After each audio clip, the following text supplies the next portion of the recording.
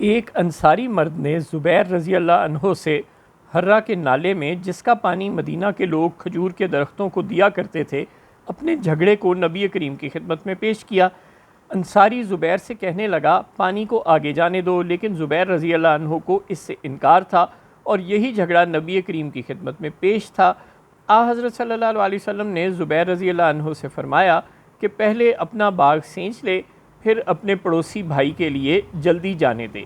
اس پر انصاری رضی اللہ عنہ کو غصہ آ گیا اور انہوں نے کہا، ہاں زبیر آپ کی پھوپھی کے لڑکے ہیں نا۔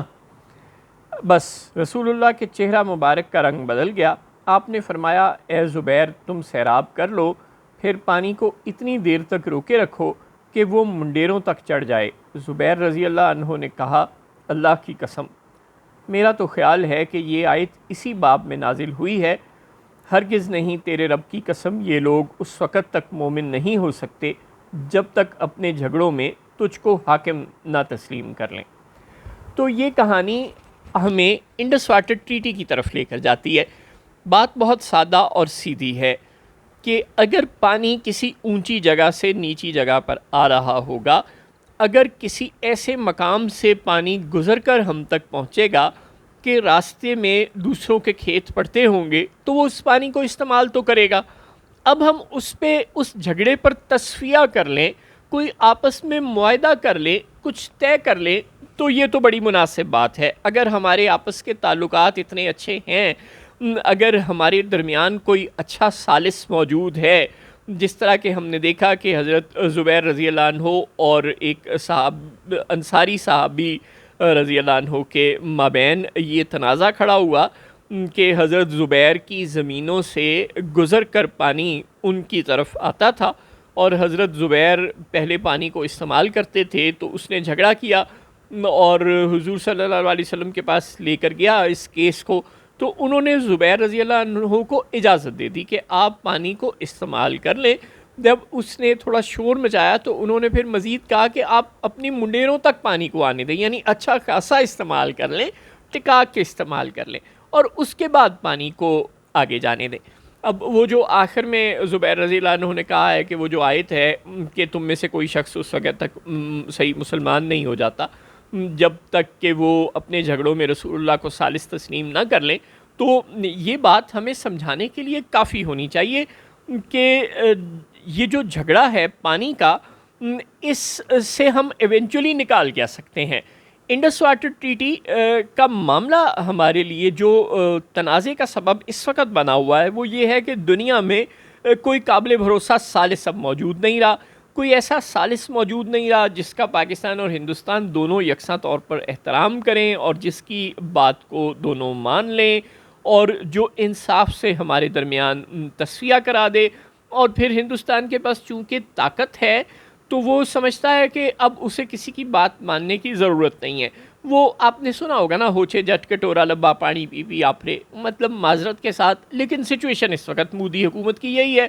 ان کے پاس تھوڑی سی طاقت آ گئی اور انہوں نے جلدی ہی اپنے آپ کو امریکہ روس چین سمجھنا شروع کر دیا۔ ظاہر ہے ان کے امریکہ روس چین بننے میں ابھی کچھ وقت ہے اور وہ جلدی تھوڑے شوخے ہو گئے، لیکن اب کریں کیا ہم پھر جہاں ہندوستان ڈیم بنائے اب دریائے سندھ پر، وہاں پر میزائل مار دیں، یا جہاں ہندوستان دریائے چناب کا رخ موڑنے لگے، دریائے جہلم کا رخ موڑنے لگے اور اسے راوی یا بیاس کی جانب موڑنے لگے تو ہم وہاں میزائل مار دیں؟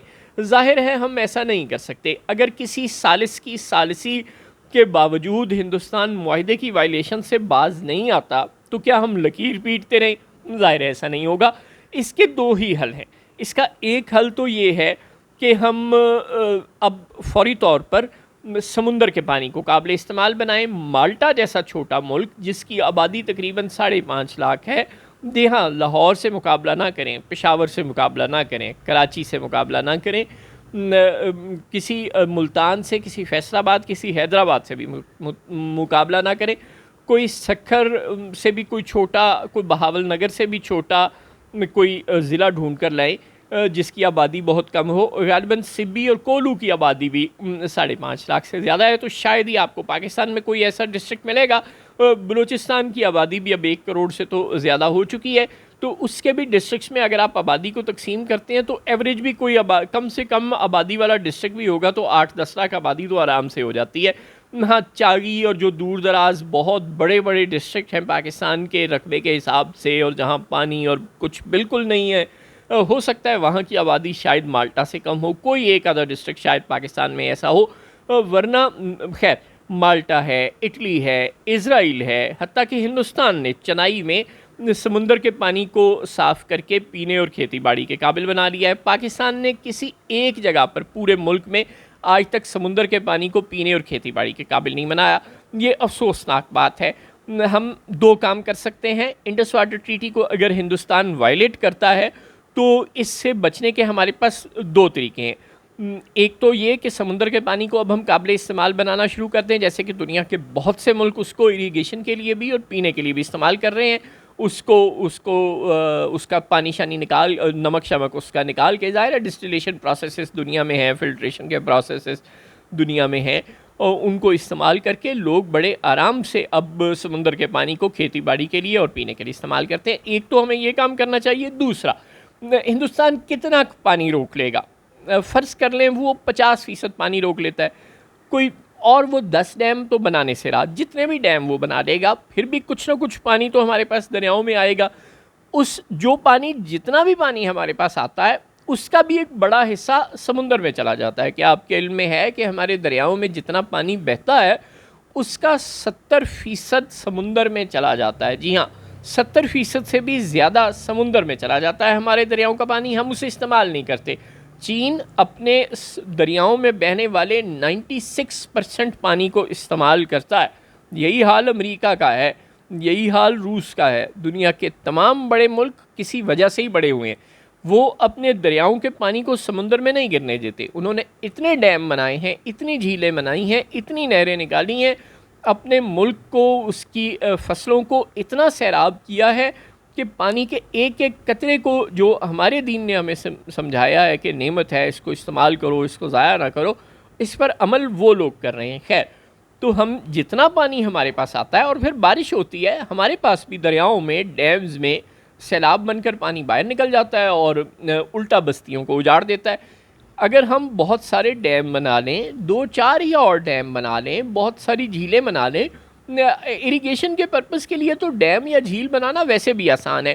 بجلی پیدا کرنے کے لیے ڈیم یا بنانے میں زیادہ سال لگتے ہیں، لیکن اریگیشن کے لیے تو صرف دریا کے ساتھ کوئی جھیل کھود کے اس کے پانی کو وہاں پریزرو کر لینا کہ وہ اضافی جب پانی دریا میں آئے تو وہ سیلابی صورتحال پیدا نہ کرے یا اپنے روٹین کے راستے پر بہہ کر سمندر میں نہ چلا جائے، بلکہ ہم اسے کسی جھیل بنا کر اس کو سٹور کر لیں اور پھر آہستہ آہستہ وہاں سے نہروں کے ذریعے، نالوں کے ذریعے اپنی کھیتیوں کو سیراب کرتے رہیں۔ یہ کام کرنا بہت آسان ہے اور ہمیں اب ایسے کام کر لینے چاہیے۔ جتنا پانی ہمارے دریاؤں میں بارش کے ذریعے، پاکستان میں جو دریاؤں میں بارش ہوتی ہے اس کے ذریعے آتا ہے، اور جو ہندوستان سے جتنا بھی پانی ہمارے پاس آ جائے گا اس کو قابل استعمال بنائیں، اس کو 100% استعمال کریں، سمندروں میں نہ جانے دیں۔